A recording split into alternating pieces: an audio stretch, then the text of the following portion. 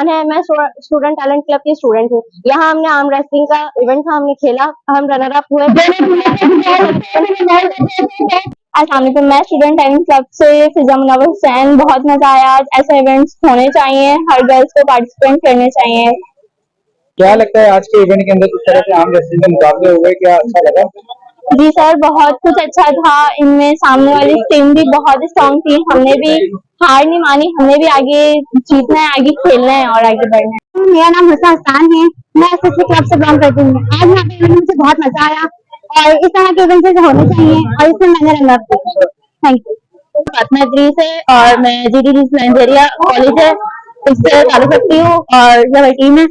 और मैं arm wrestling की प्लेयर हूँ। मुझे आर्म रेसलिंग में गोल्ड लगा। मैं एशियन गेम में भी आर्म रेसलिंग में हिस्सा लिया था जिसमें मुझे फर्स्ट टाइम गोल्ड लगा। लेकिन इस बार अपनी मेहनत से लगा है। पिछली बार मेरे साथ जिनका कॉम्पिटिशन था वो आई नहीं थी और बाकी मुझे इनका इंतजाम बहुत अच्छा लगा। मैं इन सबको थैंक यू बोलना चाहूंगी कि आपने स्पोर्ट्स प्लेयर के लिए इतना अच्छा इंतजाम किया और मैं बहुत खुश हूँ कि भाई हमें स्पोर्ट्स प्लेयर को भी कोई अहमियत दी जाती है। के साथ मोहम्मद रेहान के 92 न्यूज कराची।